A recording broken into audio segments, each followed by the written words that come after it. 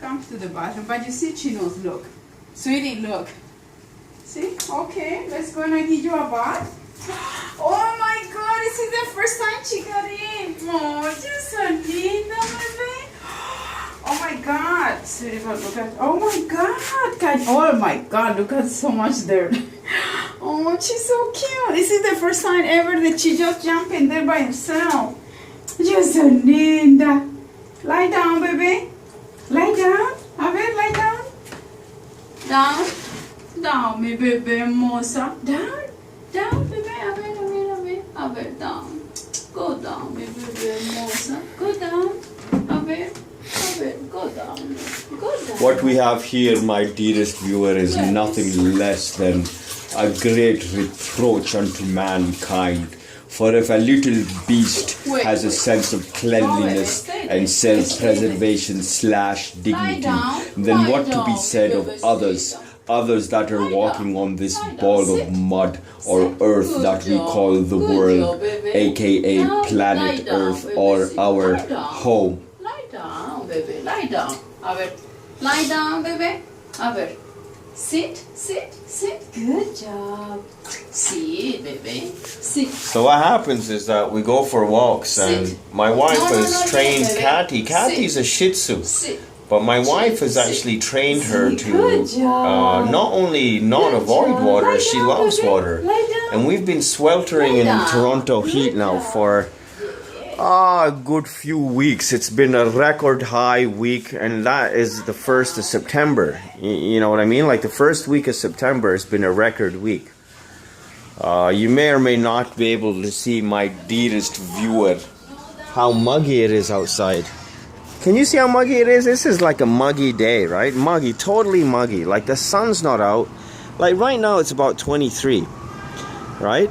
But on the other hand, 23 is pretty high for September, I'd say. Like right now in Calgary, my parents live in Calgary, and in Calgary, the temperature is somewhere in the region of like 10 or like 8.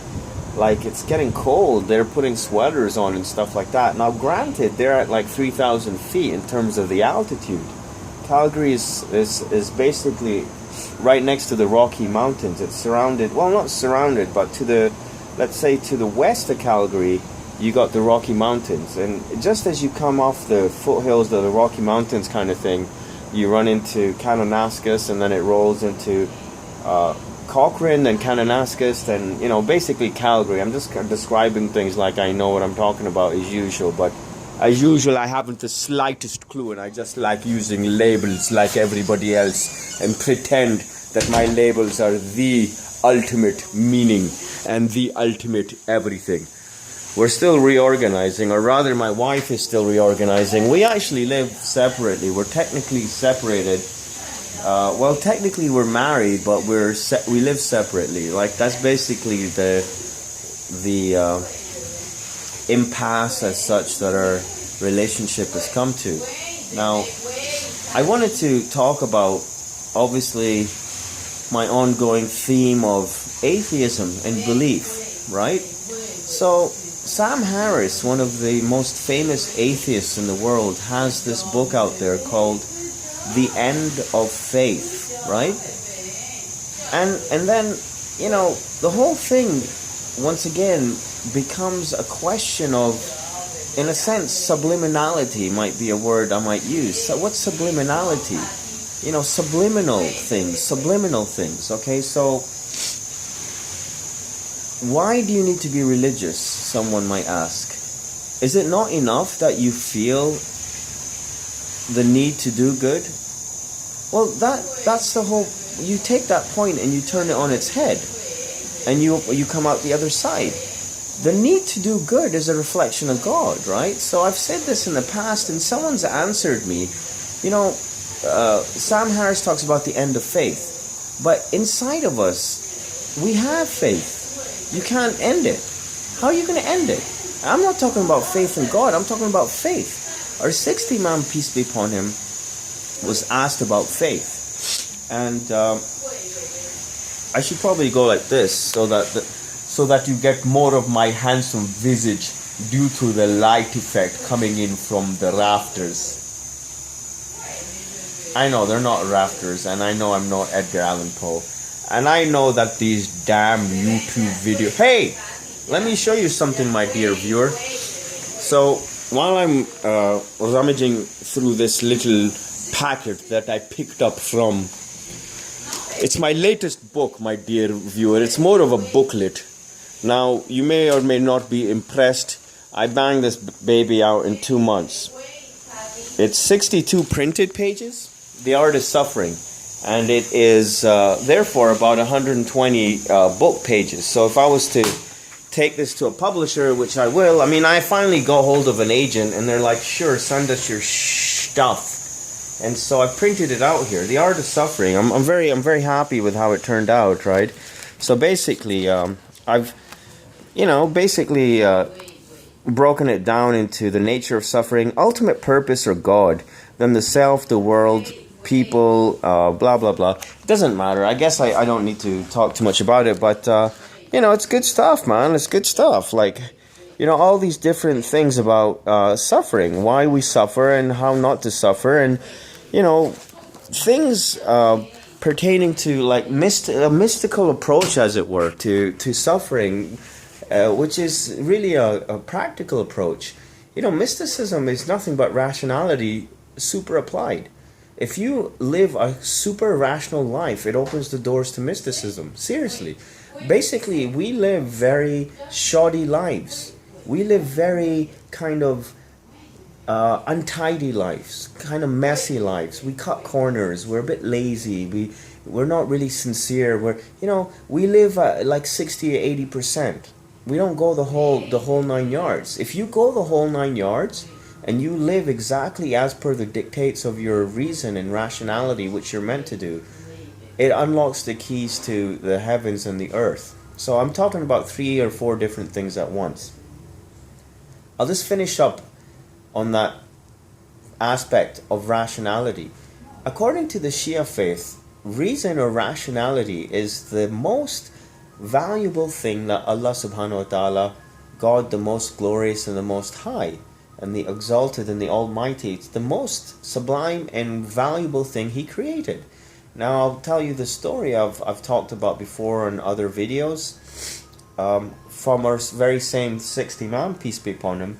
The sixth Imam, during his time, the majority Sunnis have always ruled the Islamic empire, or whatever you want to call it, right? After the death of Prophet Muhammad, peace be upon him, and his family, Shias followed his family, starting with Imam Ali, his designated successor, and the majority of Muslims basically turned their back on Imam Ali, notwithstanding his super attributes and his qualities and characteristics which are unsurpassed. It's enough, I think,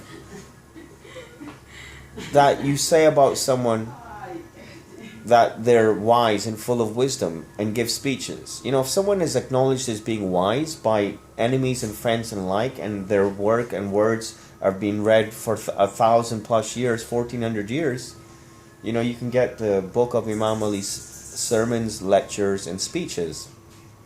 It's called Peak of Eloquence. You can find it on Amazon. You can just find it online and start reading it. The Peak of Eloquence, Nahj al-Balagha. It's enough. Alright, sweetie. How's the little puppy doing? Don't come. Is she nice and clean now? Yeah, she is. Good, very good.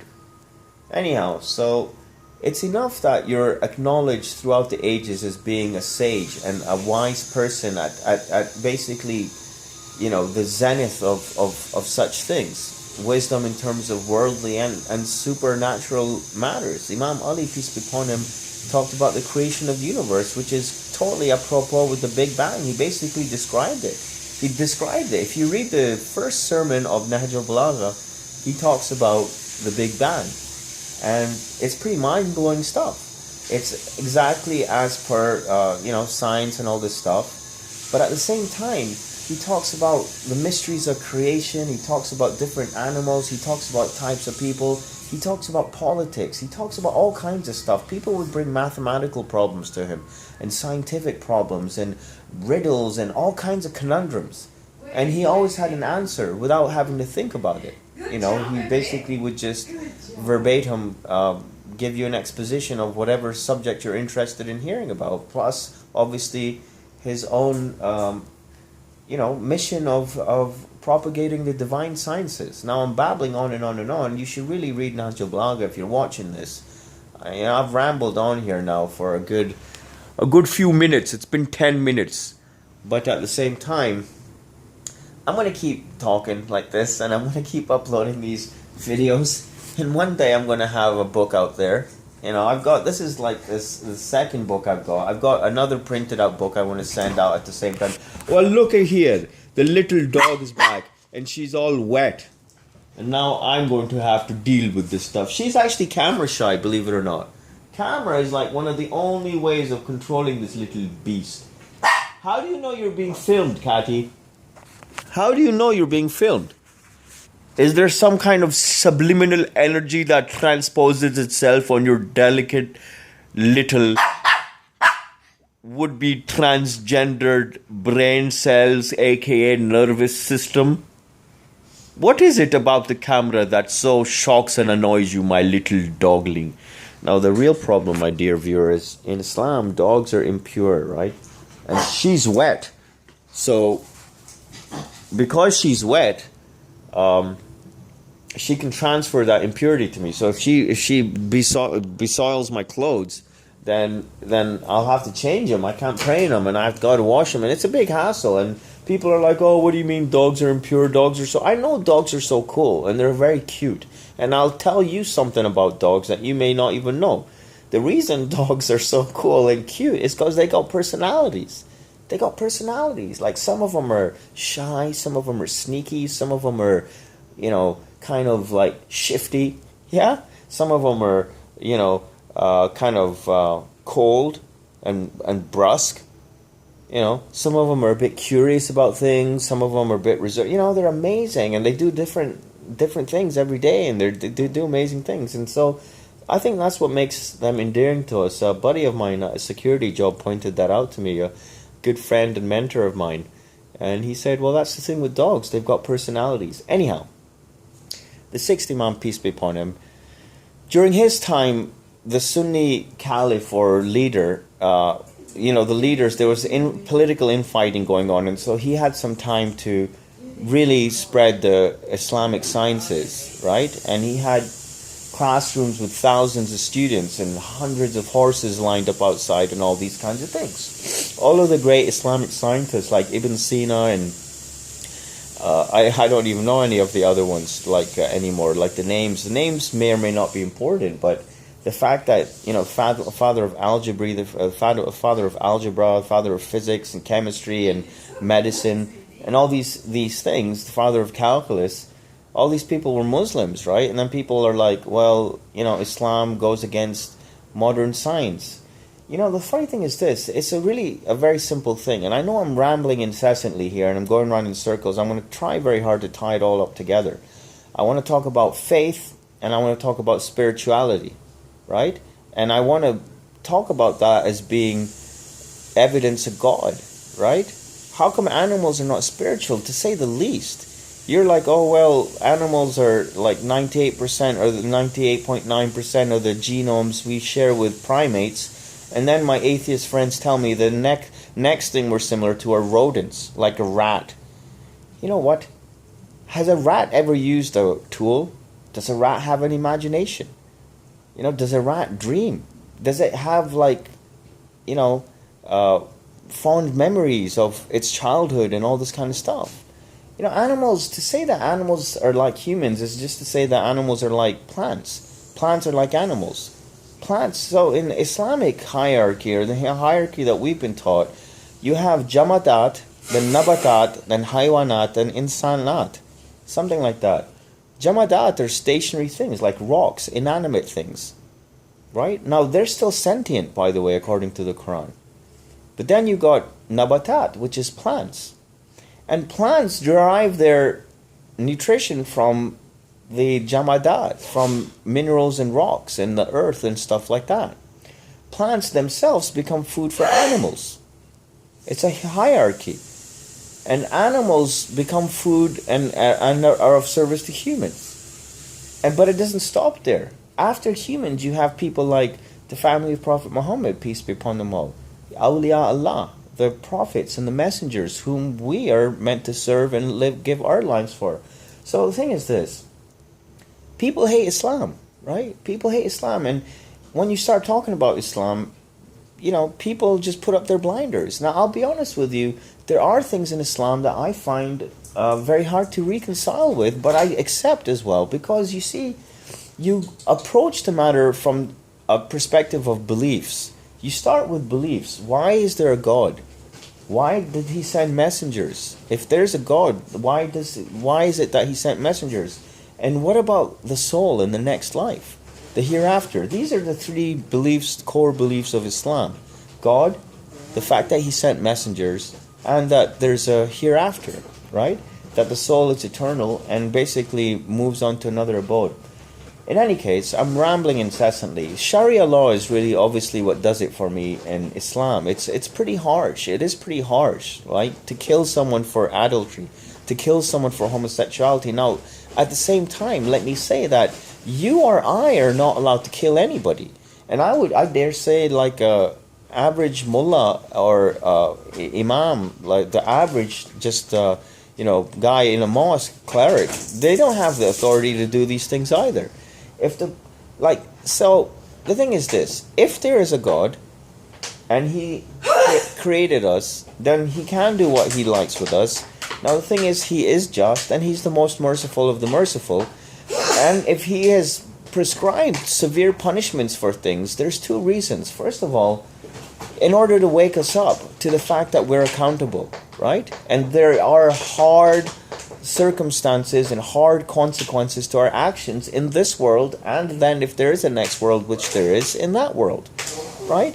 Death is pretty harsh, but worse than that are the punishments of the hereafter. If there's a hereafter, which there is, then what are you up to there, you little Ranticus Prime?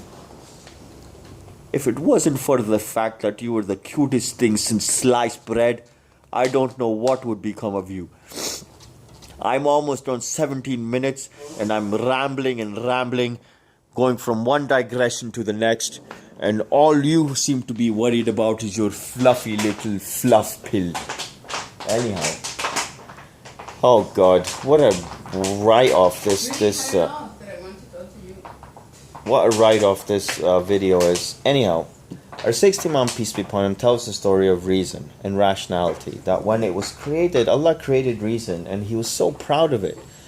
He said, come forward, let me take a look at you. And obviously you'll be rolling your eyes saying, these idiots, they believe in such stupid stuff. Well, I want you to pay attention to the juice of the story, right? Reason was created by God. And then God says, my angels and inhabitants of my heavens, I swear by my might and honor, I haven't created anything more valuable than this creature, reason. Whoever ends up in my heaven, it's going to be by virtue of having obeyed and having been in obedience to this creature, this creature that you're witnessing right now, reason or intellect or aql in Arabic, aql. That's how important it is. And anyone who ends up a loser in this life and in the next life and goes to hell, he goes to hell through having disobeyed reason. So at the end of the day, it is all about rationality. And once you live a rational life and you cut out the fluff from your life, according to Don Juan in the books written by Carlos Castaneda, once you start living impeccably as per the dictates of your reason, if you know you should be a certain way, you should be a certain way. If you know you shouldn't be fake, don't be fake. If you know there's no point in pandering after people, then don't pander after people. Everything that your reason makes clear to you, apply it. And that way, according to Don Juan, who was Carlos Castaneda's mentor, no one's heard of Carlos Castaneda, right? I got videos on him on my YouTube channel, and I wish people would actually watch some of them and read some of his books. They're so amazing and life-changing. What is there to life apart from these sublime sciences of the inner world? If your inner world is neglected, the outer world is just crumbs. There's nothing here for us. We have everything we need in this day and age. We've got technology, we've got entertainment, we've got comforts, and what do we have at the end of it? We just have a big mess of accumulated goods and stuff that's just lying around. But, at the end of the day, does it make us happy? I'm at 20 minutes, dear viewer. I'm just doing this for my own sake, I guess, right? I want to kind of tie this up, and I do hope that if there are people out there that watch this, even if a few people watch this and it gets them thinking about something. Okay, so Sam Harris talks about the end of faith. Our sixth Imam, peace be upon him, his name was Jafar as-Sadiq, and Shias are called Fiqh Jafari, the sect of Jafaris, because our sixth Imam, peace be upon him, by virtue of the fact that he was not harassed by the Muslim caliphs of the time, although he was from the family of Prophet Muhammad, the family of Prophet Muhammad were harassed and tortured and punished and killed and oppressed by none other than Muslims. The so-called terrorist mindset. These people have been around forever. I'm called Hussein, the grandson of Prophet Muhammad, peace be upon him and his family, is who I'm named after. Imam Hussein, the grandson, the great personality of Islam, the dear son of the Holy Prophet is how the Prophet used to call him, and how people acknowledged him as being his son. He said that Allah gave all of the prophets their children in their loins or in their spine. This is fi sulb. Apparently the creative, let's say the creative fluids that come into being to create a new person actually originate from the base of your spine. But Allah put my progeny or my offspring in Ali's spine. So Imam Ali was the cousin of Prophet Muhammad, but he married the lady Fatima, peace and blessings of Allah be upon her, who was the daughter of Prophet Muhammad. And Lady Fatima's children are acknowledged to be Prophet Muhammad's children, essentially. That's what it boils down to. So Imam Hassan and Imam Hussein. Imam Hussein was kept hungry and thirsty for 3 days and killed, in the desert, along with 72 of his friends and followers, including his 6-month-old baby, all the way to a 96-year-old companion of the Holy Prophet.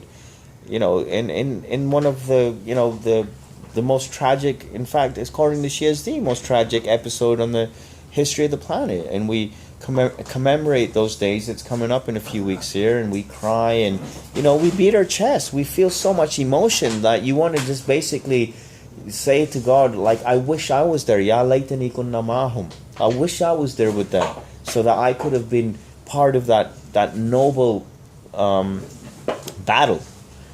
So, in any case, our sixth Imam, peace be upon him, was asked about faith. And he said the following. He said, imagine you're on a ship, and the ship's out at sea, and it's stormy, and it's dark, and there's waves flying around, and people are getting thrown off board, and luggage is going over the sides, and the masts are ripped, and things are falling over, and all hell is broken loose. At that point, you can see people getting thrown overboard and drowning, and more or less you know that your own end is imminent. You don't see any way of saving yourself. So what is there that compels you to continue to act to survive? Don't point it to the kitchen. Right? The point I'm trying to make is that there is an inner impulse that still persists. That, according to Imam Sadiq, is faith. That voice, that impulse, that compulsion to continue to persevere in the face of all odds. So my question to my atheist friends is, you know what? Should I not believe in myself? Should I stop reading self-help books? Should I stop reading motivational books? Should I stop listening to Tony Robbins? I'm a motivational junkie. I don't even believe in the stuff anymore. I think to myself, heck, if the stuff was if the stuff actually worked, I should be a multimillionaire by now. But for the fact of two things: the passion that these people put into it, and basically the fact that it makes sense. If you are sitting there thinking negatively about your future, why not think positively about your future? All things being equal. Now, what about things not being equal? What about things being against you? Odds are against you. Let's say I want to start a software company. And then I look at the statistics. I approach it scientifically. I look at the statistics. And I look at the thousands of companies that start, and 98, within 2 to 5 years, 98% of them out of business. Tens of thousands of people bankrupt and they own money, and all these horror stories of people who start companies or start businesses and they go broke. Very few, the cream of the cream of the cream, basically the cream survive.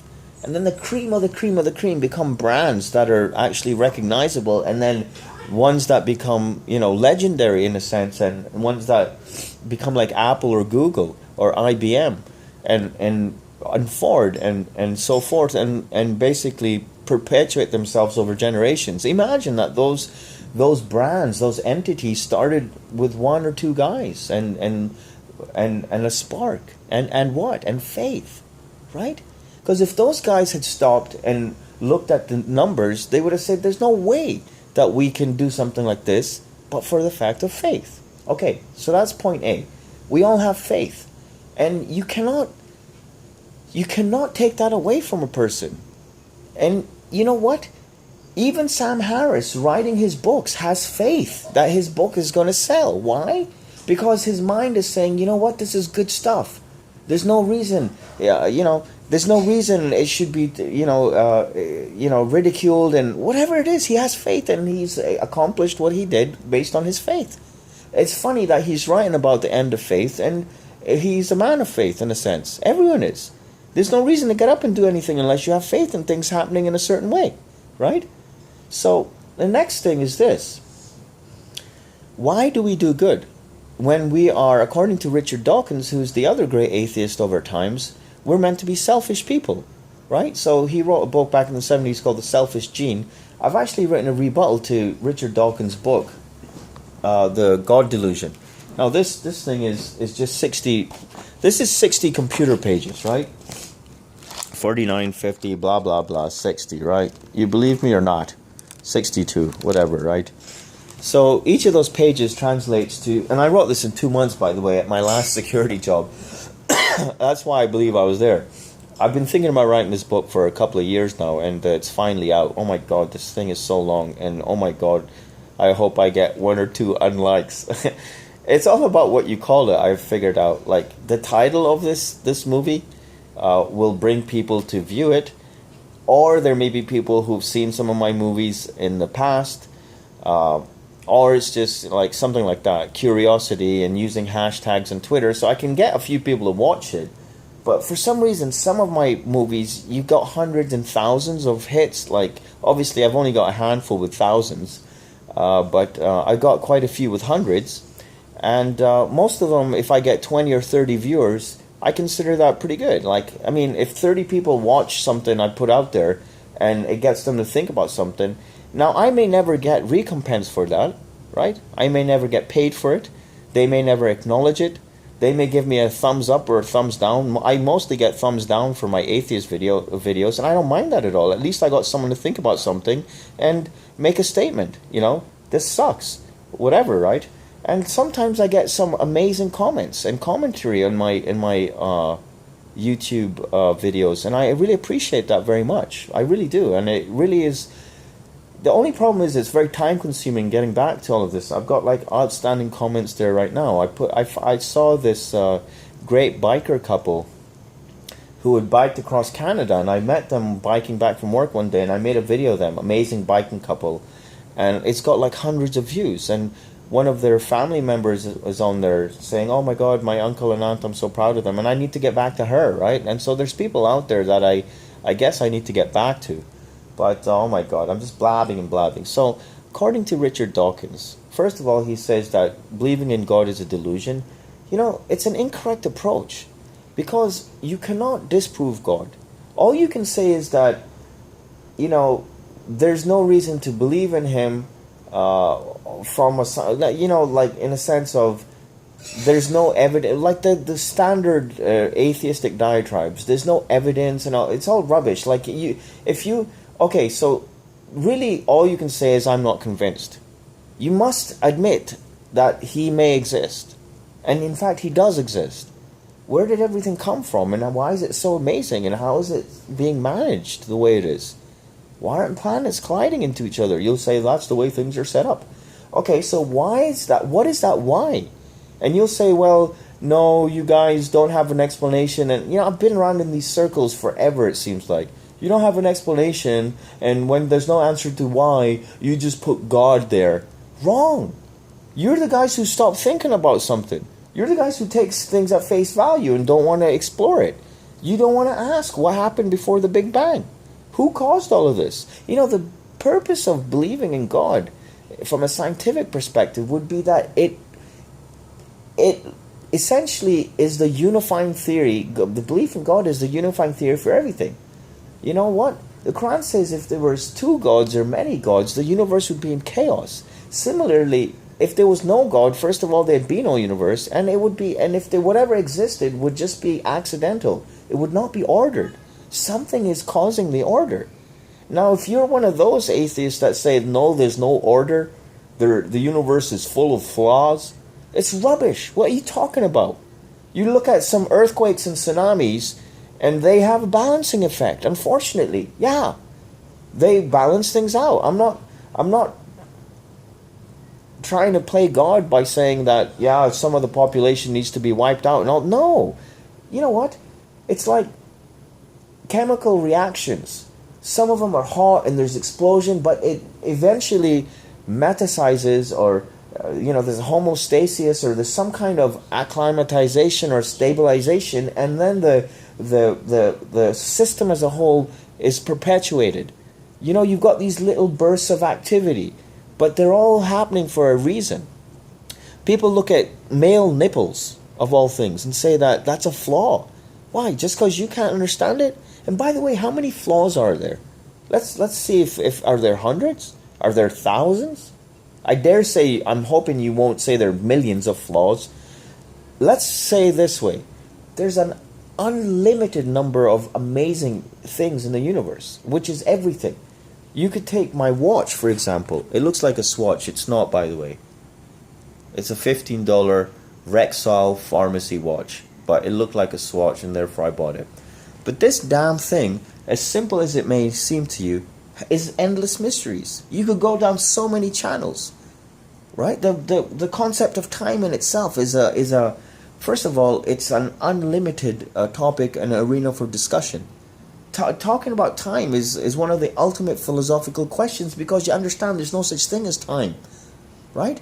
There's just now. It's just a human predicate. It's a human invention, in a sense. Like if you ask, according to Eckhart Tolle, the author of The Power Noun, the great spiritualist, great spiritual master, and by the way, he's not a Muslim, but by the way, he's going to go to heaven as far as I'm concerned. Of course, he's